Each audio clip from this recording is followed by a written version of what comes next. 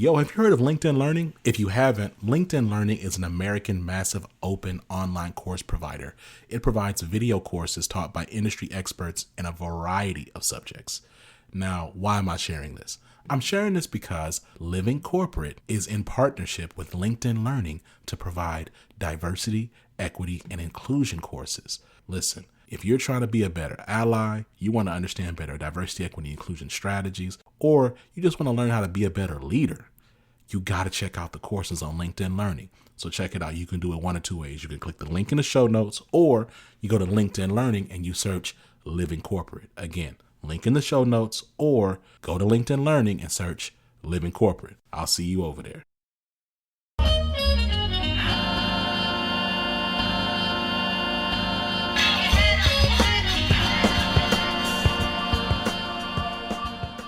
Welcome everybody to the Access Point. This is episode number 3, and I'm really excited about this. I got my co-host Brandon with me, and we have a very special. We have a very special guest on the Access Point today, Mark Reyna. And we'll talk to Mark in just a second.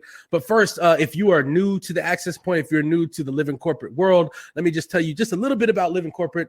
Living Corporate is a writing and podcasting and media platform that's dedicated to exploring and celebrating underrepresented identities in corporate America. So basically, we celebrate Black and brown people around here, our accomplishments, our struggles, the way that we're coming together to overcome those things, our brilliance, our intelligence, all of that. And so Living Corporate is absolutely one of my favorite platforms on the internet, but obviously I'm biased because I am part of co-hosting this show. So I am happy that you are here with us. And so Brandon, can you tell the folks that have not joined us before about the Access Point? Sure. The Access Point is for people like you, Black and brown individuals that want to get ahead in your career. This platform is geared more towards the college student and the early graduate who's getting started in their careers and really wants to know how to dig deep and get inside of their careers and really excel for it. And so we will have topics every Tuesday at 7:00 p.m. with special guests, and we will show you about personal branding, like the topic we have today, about how to get your salary together, finding mentors, things like that. So we just really want people to be engaged, ask questions, and come visit us every Tuesday at 7:00. That's right. And today I'm super excited about today because I'm a nut about personal branding. If you know me, you know that you cannot have a conversation with me without talking about personal branding. I'm always telling people like, yo, get on LinkedIn, get on Twitter, get on Instagram. And so I'm super excited to have Mark here to lead us in some great discussion about personal branding. Mark is going to introduce himself, but I just want to celebrate the fact that he and I went to the same university, Texas State University, right here. We were there at the same time. So we real alum together. So Mark, tell us who you are, like what do you do, and why did coming on the Access Point appeal to you? Yeah, for sure. So thanks for the introduction, and hey, what a small world too, Bobcats. Right. So as Mike and Brandon were saying, warm welcome, but my name's Mark Reyna, and here to talk everything personal brand. A little about me. By day, I help organizations focus on what I consider the most important asset, their people. And by night and weekends, anytime in between, I'm founder and storyteller at Ingradivation, which you probably thought, what is that? Like, what? I get that a lot. But for me, I discovered my passion. It was helping people understand their brand. And then I took it a step further, and I really wanted to help companies and organizations understand what is their employer brand, everything that's included. So we're looking at workplace culture. We're looking to make sure employees feel safe and welcome and feel like they belong. And are there opportunities for everyone in the organization across? And so when I look at, what are the 3 words that make my brand and what fuels my passion, it's inspiration, it's gratitude, and it's motivation. Ingradivation. I I wish the story was cooler, but that's just how it came about. But so most of my career, it's been within the HR umbrella. Heavy focus on talent acquisition. So when the opportunity came up to speak to recent grads or college students, it was kind of a no-brainer for me, especially I know the work that Living Corporate does. So Mhm. I was all in. It Yeah. didn't even hesitate. But it's always been important to me to amplify marginalized voices, and really now more than ever. And it's important to speak up, and it's important to be bold. So I've been in your seat. The things that I wish I knew when I was in that seat is the reason I'm here today, and it's Mm. to share my knowledge with you. We appreciate Yeah. it. Thank you. Yeah, I love that. I love ingratitude. I love that, man. Like that is awesome. And so look, let's jump right in. So before we get into some more like specific questions, I want to give you the floor, Mark, to tell our audience, our listeners, anything you want about personal brand. So like if you have to sum up like what is personal branding and why is it important, what would you say? So on my soapbox, I would Yeah. say when you're looking at your personal brand, this is your career management. And so the one thing I'm going to say is different is better than better. And the reason I live by that is because what you're looking at when you're building your brand, it is to be bold and it's to be authentic. And so, you don't want to have a brand that can be compared to anyone else. And so for me, that's why you're going to make it your own. There is no one all be all playbook. However, I hope today you leave with at least some tools to help get you started with building that brand.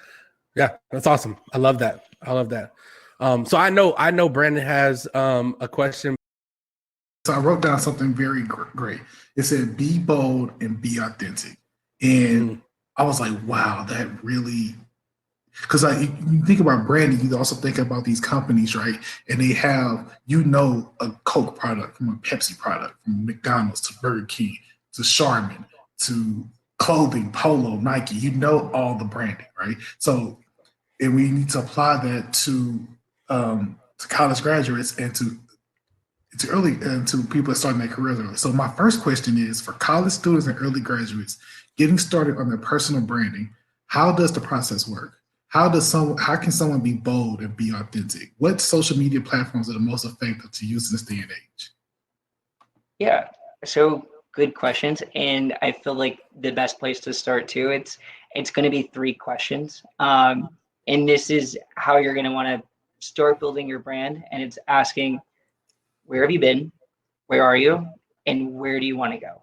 So when I say, where have you been? I'm not talking about that Rihanna song that I love to dance to back when we used to be out in the club. No. Where have you been?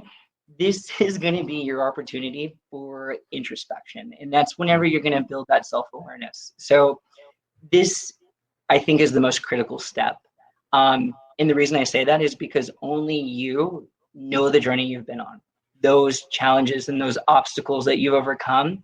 That's what's helped develop your superpowers. So whenever I say be bold and be authentic, this is really that foundation that you're building for your brand. And so then you look at, all right, where are you? So luckily today, most of the audience, it's going to be, recent grads, soon to be grads. So you're looking at, some professional experience, internship, some networking. I never figured out the networking thing in college. I'll be the first one to admit it. Where is that 101 playbook? It doesn't exist. However, where you are, it really is the seat that you're in right now. So, you're starting your career and you're really going to be looking at, how am I going to manage my career now? What do people think of me? What is that perception?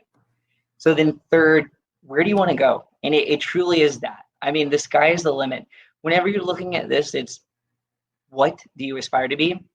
Imagine that seat, imagine that corner office, imagine that team and that culture you're a part of.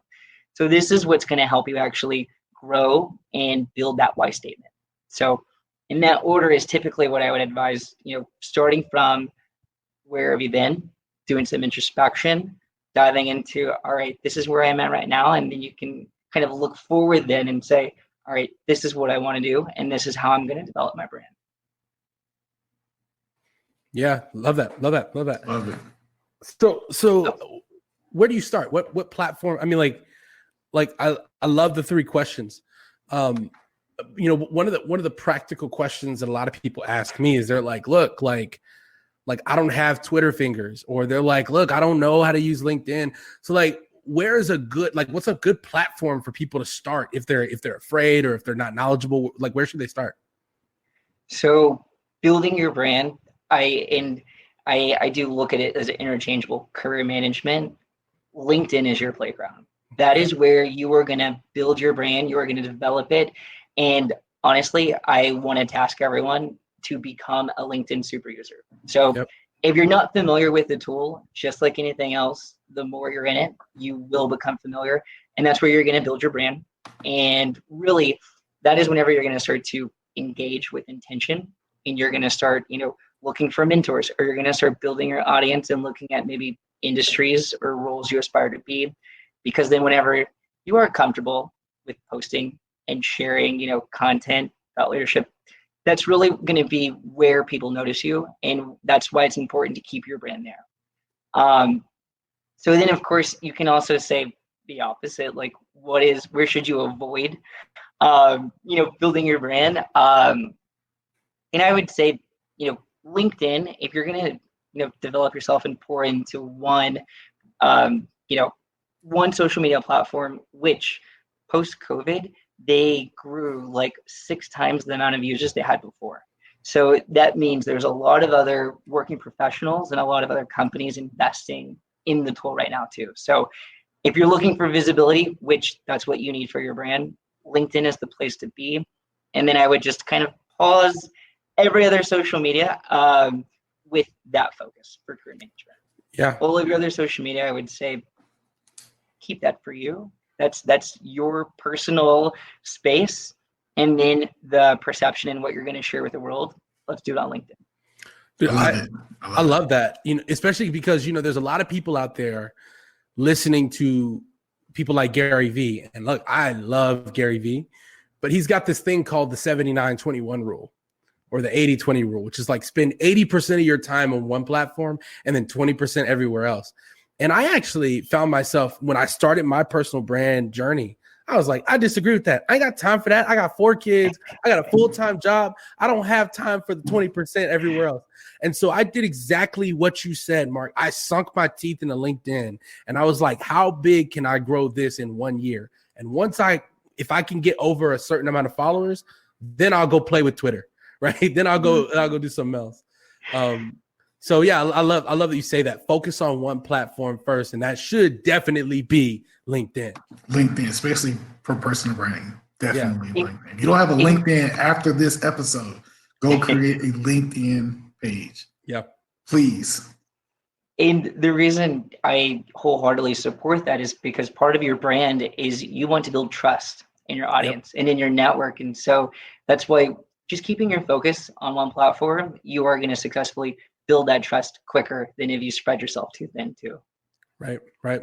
Yeah. I see people in the comments are like, please use a photo on LinkedIn. Yes, I don't trust anybody on LinkedIn without a photo. I ignore those connection requests. Absolutely. I don't do it. So we got a question. We have a couple questions that our audience members have asked, and I want to show them some love. So first, I'm going to get to, I think this is a question from Zach. And I'm going to go there only because we are on the subject of LinkedIn. Benita asked a phenomenal question, and we're going to get to it, but it's kind of going to sit on its own. So while we're still on the topic of LinkedIn, Reverend Zach Nunn, he just asked, what are the 101s to an effective LinkedIn profile? Which is a great question. So like, what would you say to that, Mark? So like I said, background in talent acquisition. So recruiters will come to your page and they will spend 3 to 5 seconds as they're doing passive candidate searches. And the first thing they're going to notice is your headline. Yes. So that's why whenever you get to building your why statement and you get to understanding, what is that introspection? What are my 3 words? And you develop that why statement. not only are you going to share that in your headline, but I mean, you are going to speak that into existence. Like, you are going to begin to coach people around you to know you and familiarize yourself with those 3 words. When I think of Mark, I think of inspiration, I think of gratitude, I think of motivation. And that's whenever you know you're getting your brain off the ground. It's key to have a photo. I mean, I would say not having a photo, try to fix that quickly. If you didn't notice from my photos that were sent out, I'm not going to be in a suit and tie. It's just not who I am. However, you still want to make sure that the perception you're giving to people, it's related to the role and where you want to go. So at the same time, I'm not trying to be a financial accountant, but if you are, I bless you for doing numbers. But you do want to make sure that you have your photo, you've got your headline, and that you actually have some experience on there. Now, you don't need to go full job description and list every responsibility, but you want to have at least 3 to 5 core bullets of what you have successfully done. And take this from your resume, or you probably already can highlight and say the amazing things that you have accomplished. So definitely include that as well. Yeah, I love that. Brandon, would you add anything to that? What else would you add? Well, I was going to ask a question about, I know there's a feature, I can't remember the top of my head, but there's a feature on LinkedIn to where people could actually vouch for your success and what you've done. And recommendations, there we go. So how would you go about asking people for recommendations on, hey, I've worked on this program, I have this certification, like he's done a great job. I've seen on everyone's LinkedIn page. So how can college grads or people that start early in the workforce get those recommendations from other individuals? So this is not my original idea, but a friend, Heather Doolin, she runs People on Purpose. Yeah. And so she also focuses on personal branding and authenticity. And so I was having a conversation with her last week, and one thing that not only is she sharing with her clients, but she has created like this outline and developed a cosign. And so it's, I've worked with you in this group project. I've, maybe grown up next door to you, and you, helped, I'm an older person, you helped mow my lawn, and I appreciate you, and you like really take care of it. Like I can speak on your character, and I know the work that you produce. So anyone in that circle, what you want them to do is start to ask them today. I mean, especially too, if this is your, last year in college, or if you just recently graduated, take an inventory of, those projects and those teams that you worked on, people that can speak on the impact that you've made. And so just simply ask them, can you vouch for the impact I've made? Can you vouch for, the character I have and the work ethic? And that's what recommendation letters are. And oftentimes too, that's what recruiters are going to continue to look at as they're skimming your profile. They want to see, what do other people think of you? So that's a really Can this also be applied to any community service events that you've done over the years as well? Oh, definitely. So volunteering, community service, and it really is people that can speak on your character. Because at the end of the day, someone's landed on your page because you've already, fit those requirements of, we're looking for this role and you have this education and this background. So what they're going to be looking at is, what are those differentiators? So how can I tell you apart from the other stack of candidates? And that's going to be, these recommendations too. So I definitely would take advantage of that tool. You'll be surprised. Like I get hits daily on LinkedIn about new job offers and new career opportunities because I stay active on LinkedIn, because I keep my profile. And here's nothing to keep your profile active as well. Stay on there often. Talk to people. Network, things like this. So a few ways to make sure that you're populating in those early page searches is, I would say, weekly update your page, and not necessarily changing it around. Something as simple as a period or a comma or moving some bullets around is going to show the LinkedIn algorithm that you're an active user and that you're continuing to look for new opportunities. Granted, you have that button. There's a open for opportunities button. So you have that clicked, and you simply, once a week, go in, update your resume, whatever it is, big or small, you're going to continue to be in those top searches, and you'll be in those top pages. So the people that are going to be in page 20 and beyond probably haven't changed theirs often. So definitely would say keep that in mind. And also October is the busiest job posting month on LinkedIn. So Yes. perfect timing to be talking about this. Yeah. And I'll say you mentioned the open to work feature, and this is a whole nother webinar, but you should always be open to work. On LinkedIn, you have one thing in my, I'll always listen. You never know when, I mean, I have been in a situation where I have had a job and somebody's reached out to me and they've let me design my own position and offer, right? So use LinkedIn. I'll say also take what, like really, if you are a college student, early career professional, take what you're hearing from Mark seriously. Mark is it's actually, he's in a category of people on LinkedIn that not a lot of people know about. Less than 1% of users on LinkedIn have more than 10,000 followers. And Mark is one of those people. So definitely make sure you check out his page. When you go to, one of the things I'll recommend is like to follow and connect with people that are already doing well on the platform and literally just use them as a blueprint, right? You can do one of two things: hit them up and say, hey, how are you doing what you're doing? Most all of them will share with you. And the other thing is just to literally like look at the way, like study their page and use their page as inspiration. Follow Mark, follow me, follow Brandon. There is a person who's one of the best people to follow for job seekers on LinkedIn. His name is John Marty. John has a lot to say about recruiting, hiring. I'll put his name in the chat. John is the person who you can reach out to, and he will literally coach you like through how to build a LinkedIn.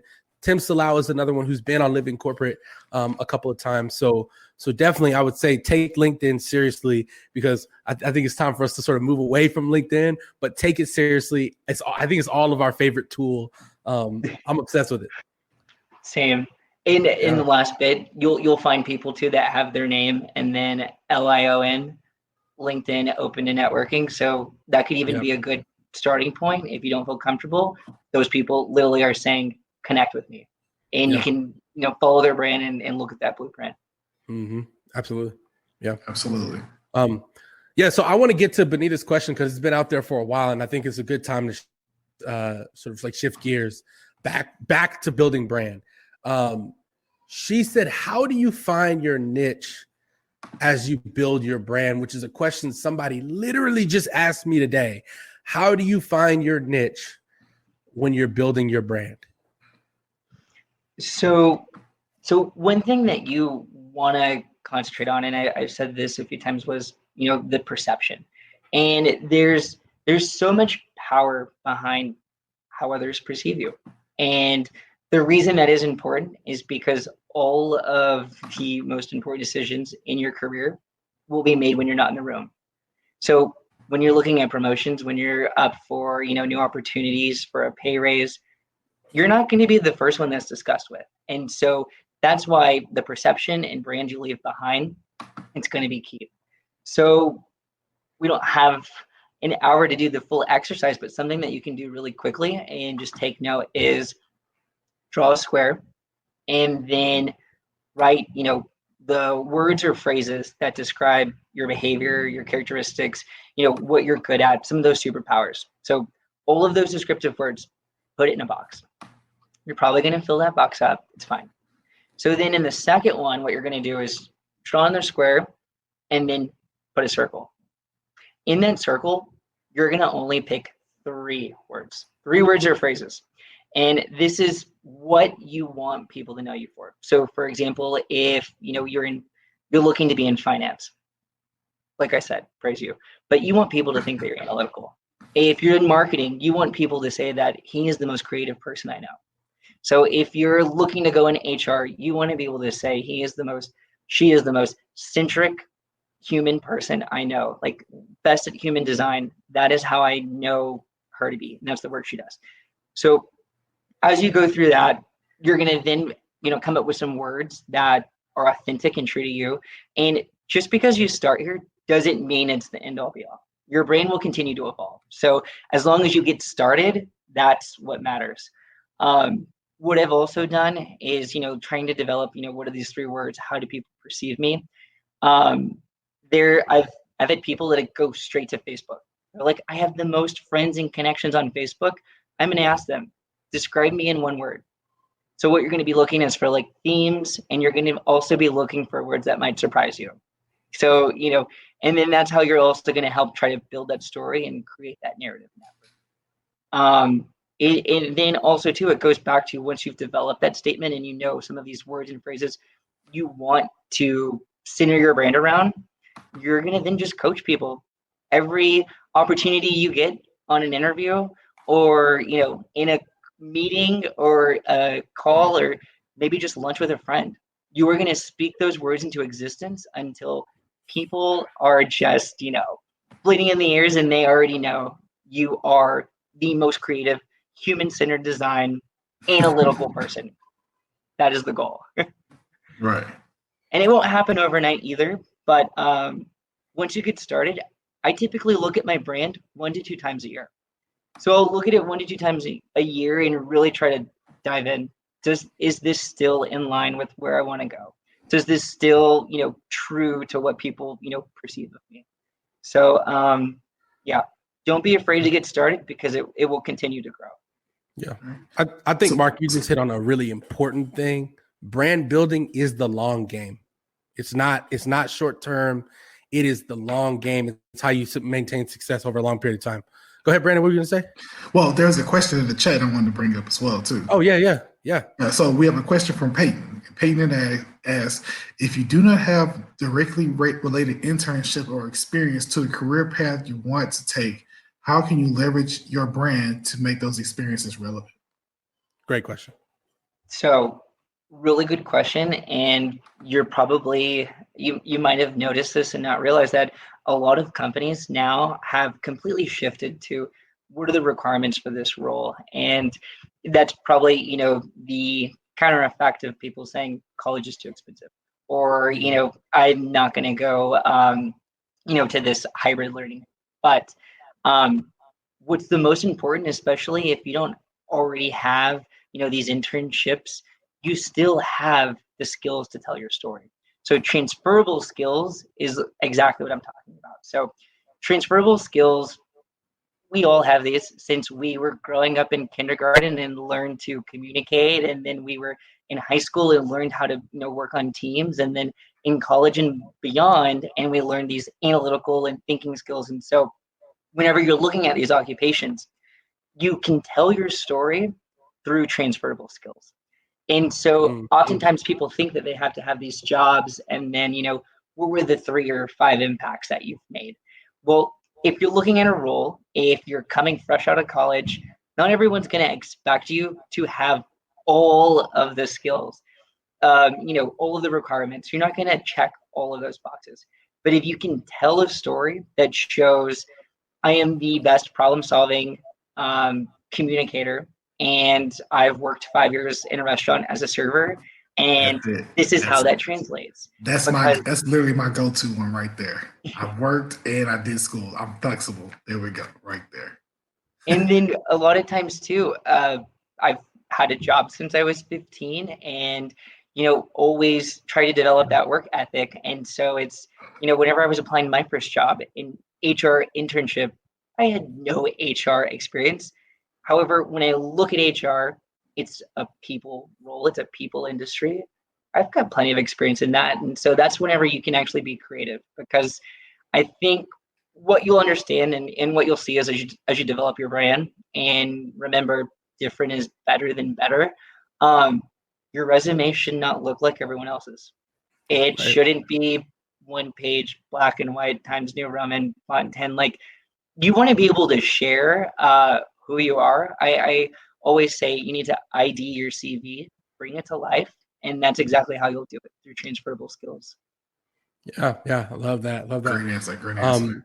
Yeah, a couple of things. One thing I'll say is the other thing I believe about personal branding that a whole lot of people don't necessarily believe, but I think if you get good at what Mark is saying, if you get good at storytelling, telling your career story, I can almost bet you that the better you get at that, the less you'll actually have to use your resume to get a job, right? Like I have not used a resume to get a job in over 6 years, right? Because people come to me without the resume and they're like, yo, like, let's get it going. Like, so the better you get at this, the less the less you will have to use your resume. But still, it is important to have a really good resume, right? So you got to listen to Tristan's career tips, right? Like, plug in Tristan's career tips, but figure out how to have that resume in your back pocket. You need to be prepared at all times. So before we get to this next question, I just want to throw out this plug. Like, I think this chat is so important. Mark is dropping some major gems. So hit up your friends, tell them to get their butts over here and get on this webinar. I just texted my brother and was like, get on this webinar. And he is here. He just asked a question. So shout out to my brother, Caleb, who's also a Texas State University student. All right. Which I'll say another interesting point that you mentioned earlier, Mark, is about like the network from college.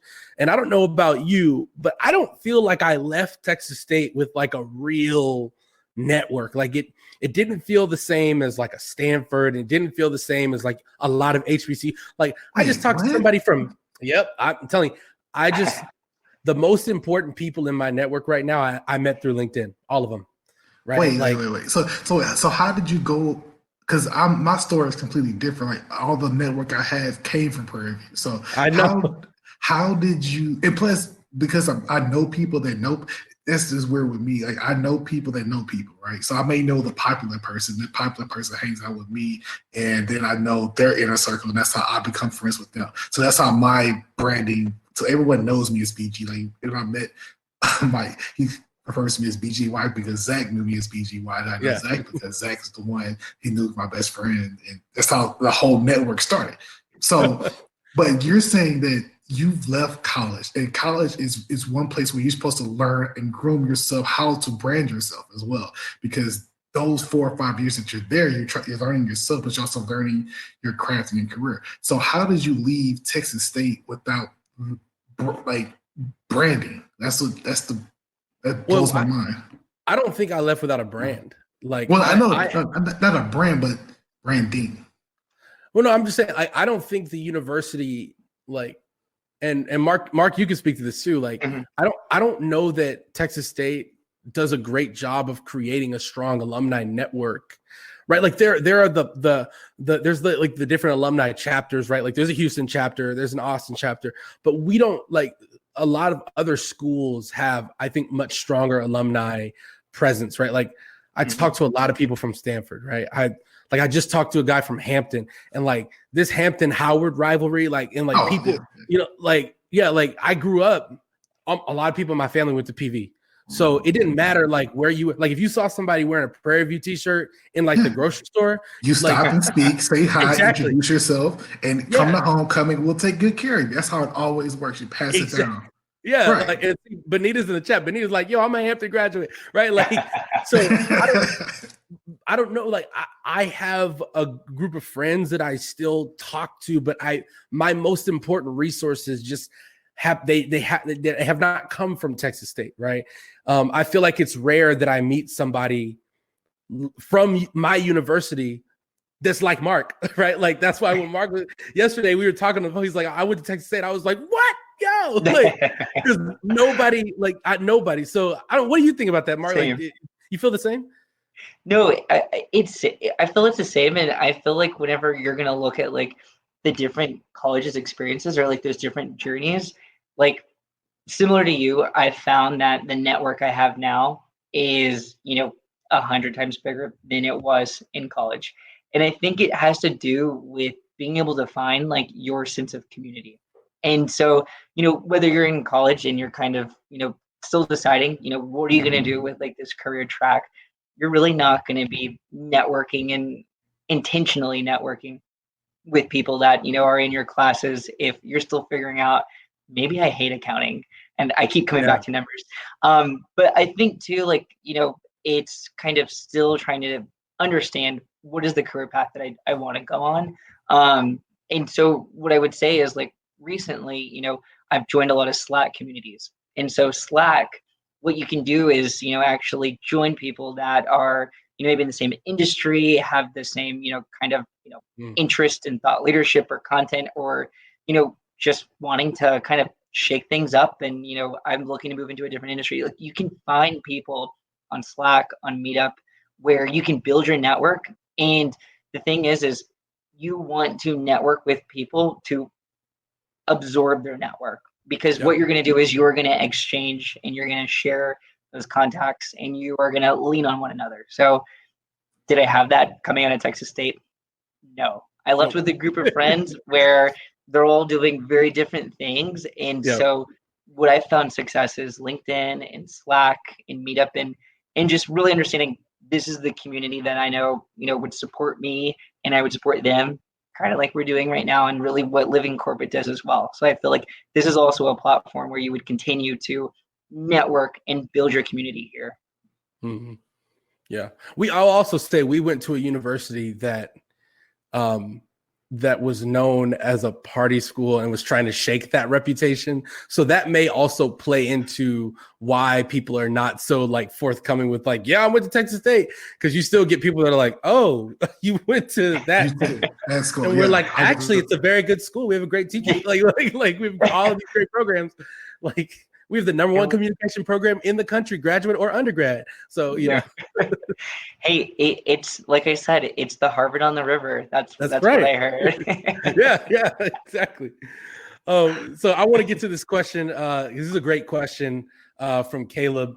Shout out to Caleb. That's my brother, my younger brother, who is at Texas State and about to graduate soon. So this is timely for him. He says, what would you suggest for somebody who has multiple interests and aspirations? Wow, that's a great question. Yeah. So hey, I'm sorry, go. Well, no, I was gonna say, well, if you have multiple aspirations, for me, you would need to find your, I wouldn't say favorite, but the one you feel most passionate about, because that's the one you're gonna put the most time, effort, and energy into. If you dilly dabble in too many things, like a jack of all trades, master of none. So if you dilly dabble in this aspiration, you're spreading yourself thin and you're wasting time. One thing precious that we can never get back is time. So if you're going in too many things at one time, you can never master that particular craft. You want to master branding, you have to get on LinkedIn and post and talk to people. Master that, then venture out into the different. Once you gain a task and get once it becomes second nature to you, that's when you can branch out to other areas that you feel passionate about and focus on that. So how do you feel about that, Mark? I completely agree. And I literally, speaking from experience, I was in school, changed my major. I went in with biochemistry, focused on med school, and went all around the circle and ended up with political science. And what I say to people is the reason I kind of went from science to then marketing, communication, and then ended up in poli-sci. I was searching for what really came intrinsically and like naturally to me, and that was writing, and that was doing research, and that was kind of putting my own conclusions and thoughts together. And so that's why for me it felt right. So when I hear you say, you've got, a variety of aspirations, maybe narrow it down. What are like some of those top aspirations, those top, 3 aspirations? Like start there, so that way you can at least give yourself some direction and then understand, this is, the brain I'm going to start to develop because this is where I want to go. When I started my career, it was, I had an HR internship. I worked at the Federal Reserve. It was, temporary. So after that, I'm like, let me see what this poli-sci stuff was about. I mean, I just still paying a lot of money for it. So let me just figure it out. And what I realized is, I went in and I started working in like global immigration and like U.S. immigration specifically. And I enjoyed it. It was great knowledge. However, I learned, 1, no way am I going to law school. And 2, I really feel grateful. Like I feel so happy whenever I'm able to help a family that, is here, has this amazing, education background, and help them, in their family get this visa and work at this company that, they've worked really hard and poured into. It's that feeling of like just them calling you and feeling grateful. Like there's nothing better than that. And for me, that's when I knew I needed to work in the people space. And so I think as you go through and try to figure out what are those top aspirations, now what job am I going to have, and those experiences, as you start to live them out, you will really narrow down those aspirations, and you'll be able to hone in, more closely if that's the direction you're going to go. And totally speaking from experience, so I don't think you're in a bad place because you're on this call right now. So in your stay long. That's right. Yeah, and the other thing I'll add to that is like, don't feel the pressure to have it all figured out, because nobody does, right? And this is the answer to Caleb's question, but he hears me say this all the time. Like you don't have to have it figured out. I changed my major 6 times in college. Like, y'all, I was a business major for one day. I went to business calculus. I'm not kidding. I went to business calculus, and that professor put that syllabus on that PowerPoint screen, and I said, "What?" Closed that laptop. I said, "Ma'am, I won't be back." And I went and changed my major. I was graphic design. I was like a mass comm. Like I changed my major 6 times, and I ended up graduating with 2 degrees in 4 years. So like you don't have to have it all figured out. I didn't know what I wanted to do in college. And the thing I'll say is that most people really are about like 3 to 5 things. The story that I want to sort of leave this question with is there's a guy named John Henry. John Henry is a real estate investor, and that's what he wants to be known for. But he did a lot of stuff in the last 6 months to a year. He was one of the founders of what's becoming like one of the hottest Black venture capital funds in the country, which is called Harlem Capital. So he was one of the co-founders of Harlem Capital. He had a television show on Vice called The Hustle, where he's coaching entrepreneurs, right? Okay. Yeah, like one of the highest grossing products ever on Shark Tank was on that show, and he coached them before they went on Shark Tank, right? It's this very weird product called Fur. But so he has all these successes in all these other arenas. And then you saw that he left Harlem Capital. And you're like, whoa, what's going on? And then the show is not, it's not that the show is not being renewed. He left the show. And you're like, wait a minute. And he kind of like disappeared on social for a little bit because he changed his interest. He wanted to be known for real estate investing. So he switched his brand to that because he had been doing them all, right? Like he'd been posting content about all of those because now his focus is, look, I want to make the hood rich. Not trying to be hood rich. I want to make the hood rich. I want to get my mom and my dad up out of their job, right? That's what he's about now. He's still coaching entrepreneurs but he's filtering it through the new brand that he wants to present. And one of the interesting things he said, I lost followers because people were like, yo, I wanted the show back. Yo, I wanted you to be in Harlem Capital. He's like, but that's all right. Because there's 7 billion people on earth and I can get more followers. It's not about followers. It's about doing what you're passionate about. So great question, Caleb. Great answer, Brandon and Mark. Where can they find you, Mark? They can find me on LinkedIn and also ingradivation.com. So always available, LinkedIn, shoot me a message. I'm one of those people that I can't leave my messages unread, so if you're reaching out, if you're looking for advice or, wanting to ask any questions about, what we discussed today, how can you learn about your superpowers? What are some exercises? How can you, learn to build your why statement? Shoot them my way. I'm completely available, and I'd love to help. Yeah. Yes. So there's a question I want to hit before we close out. Okay. And I think this is a really important question.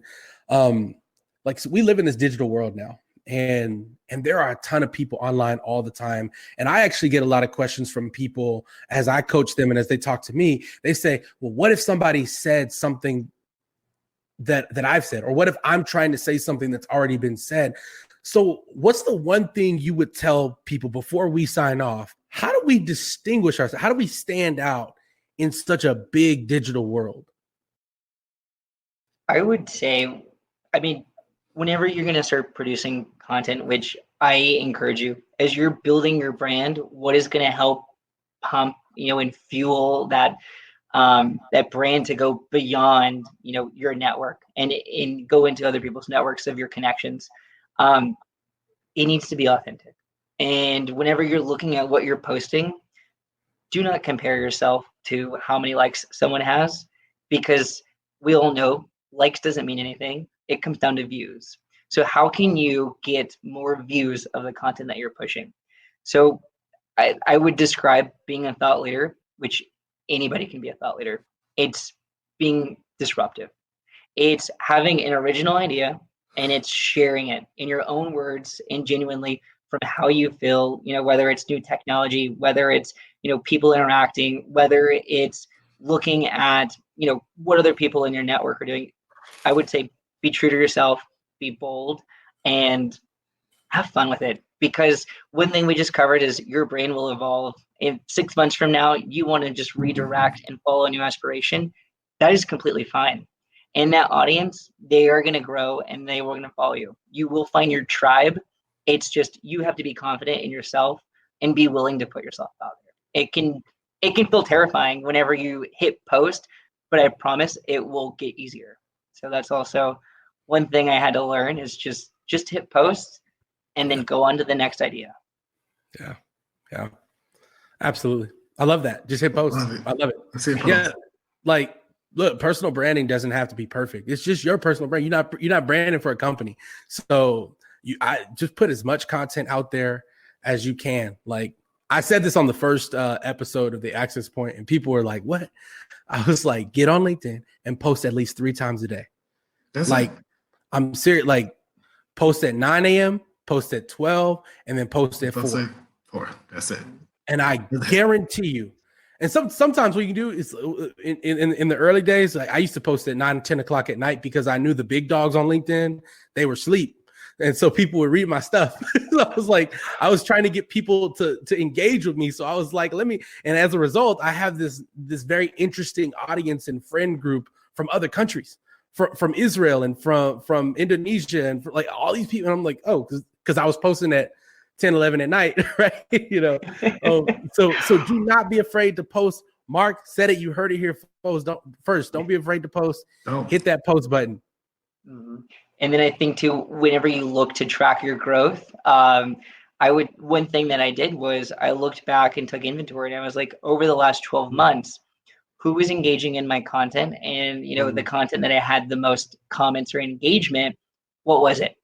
And what I discovered is, as much as I would repost what I would call like maybe like some level C content of your brand. So level C is kind of like it's right here and it's global. Maybe you're going to post a quote of The Rock. Everyone's going to like that. And then if you're looking at like this B-level content, you go up this step ladder and it's related to your brand. However, it's showing you living your brand. So if it's, a picture of me at this volunteer event, or if it's, a picture of, it's more personal. And so then whenever you get onto this A-level content, that's where it's purely thought leadership. And you're really going to want to stick to your brand and be consistent with those messages. So when I looked back over the 12 months, it was that B-level content where my audience was engaging the most. So then I had to figure out how can I stay in this lane, but still continue to, disrupt and provide, original, authentic ideas. So I would say, look back, give yourself 3 or 6 months, look at, what engagement's been successful. And then, do you want to continue to go down that road, or do you want to pivot and, follow your audience? So it's really up to you whenever you're looking at your brand, but there's ways to measure the growth and then to redirect. So that way you're doing it based off of the data, and you're also sticking true to yourself, which I think is number one. Yeah. Love it. Actually, I want to ask one more question before we go that's related to what you said. You talked about not being afraid to post. I think people are afraid that like audiences will that they'll get hate, right? And I like my personal brand is built on challenging the education system. I have a podcast that is called School Sucks. I hated school growing up. I work in a school, right? And so like almost every day I'm telling people like, what you're doing is wrong, right? So I actually get a lot of hate from people. So thank you, Benita. What's one thing that you do, or like what should a person do when they experience negative reactions or hate on the internet? I mean, it's going to be out there. They're called trolls for a reason. So yeah. I would say if that doesn't describe how to just brush them off, one thing that I'm really passionate about is empathy. And so whenever I understand, I look at someone that's sending hate and I tell myself, it's because they just don't understand my, perspective. They don't have experiences with anyone that looks like me, thinks like me. And you know what? I feel sorry for that person because I hit post. I'm happy with it. It's not going anywhere.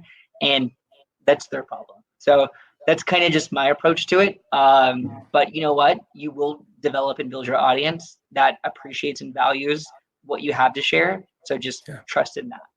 Yeah. Well, you know what, Mark, thank you so much for coming. I feel like you were dropping gems all over the place, man. Yes, I actually have notes written down right now to go apply. Me too. Yeah. So thank you so much. Really appreciate you. Everybody that was watching, really appreciate you watching. We really appreciate your engagement. Thank you for being here for another episode of The Access Point. If you want to connect with Mark, connect with him on LinkedIn. Mark Reyna. He is the most popular Mark Reyna on LinkedIn. Make your profile, put your picture on there, start posting.